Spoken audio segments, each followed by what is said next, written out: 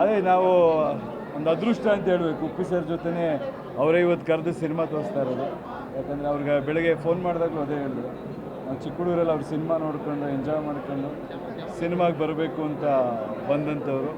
So very happy ಅವ್ರ ಜೊತೆನೇ ಇವತ್ತು ಕೂತು ಸಿನಿಮಾ ನೋಡೋವಂಥ ಒಂದು ಅದೃಷ್ಟ ಸಿಕ್ಕಿದೆ. ಆ್ಯಂಡ್ ಏನು ಹೇಳಲಿ ಅವ್ರ ಬಗ್ಗೆ, ಅವ್ರ ಮನಸ್ಸಲ್ಲಿ ಏನು ನಡೀತಾ ಇದೆ, ಅವ್ರ ಮೈಂಡಲ್ಲಿ ಏನಿದೆ, ಸಿಂಬಾಲಿಕ್ಕಾಗೆಲ್ಲ ಹೇಳಕ್ಕೆ ಕೊಟ್ಟಿದ್ದಾರೆ.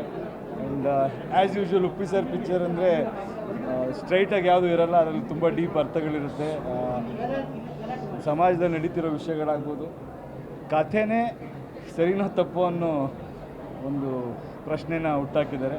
ಯಾವಾಗಲೂ ಅವರು ಹೊಸದಾಗೇನೋ ಒಂದು ಮಾಡ್ತಾ ಇರ್ತಾರಲ್ಲ, ಸೊ ಈ ಕಥೆ ಅನ್ನೋದ್ರಿಂದನೇ ಎಲ್ಲ ಕಾಂಪ್ಲಿಕೇಶನ್ ಶುರುವಾಗಿದೆ ಅನ್ನೋ ಥರ ಪ್ರಾಜೆಕ್ಟ್ ಮಾಡಿದ್ದಾರೆ.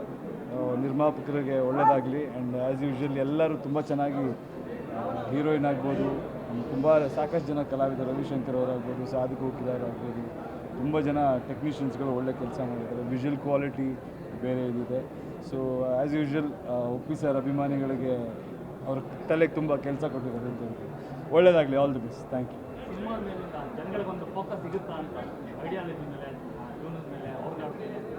ಅವರೇ ಹೇಳಿದಾರೆ, ಅವರೇ ಹುಡ್ಕೋಬೇಕು, ಯಾರು ಹುಡ್ಕೊಡೋಕ್ಕಾಗಲ್ಲ ಅಂತ ಕಥೆಯಲ್ಲಿ.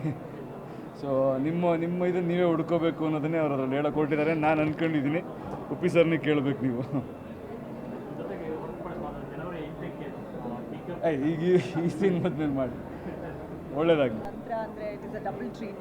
ತುಂಬ ಯಶ್ ಅವ್ರು ಹೇಳ್ದಂಗೆ ಈ ವೆರಿ ಇಂಟೆಲಿಜೆಂಟ್ಲಿ ಈ ಫಿಲ್ಮ್ ಮಾಡಿದ್ದಾರೆ. ಆ್ಯಂಡ್ ಎಲ್ಲ ಪಾತ್ರಗಳು ತುಂಬ ಚೆನ್ನಾಗಿ ಮೂಡಿ ಬಂದಿದೆ.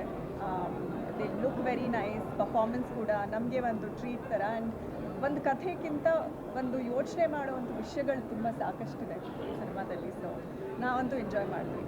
And good luck to every one.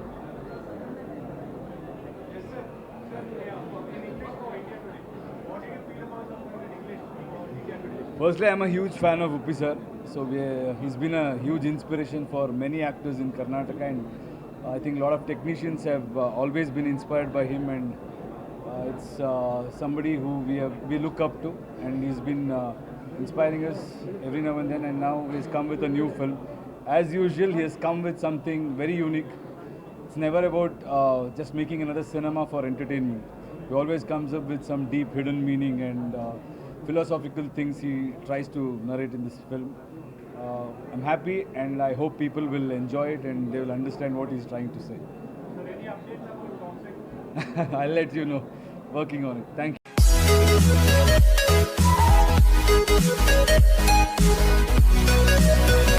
you.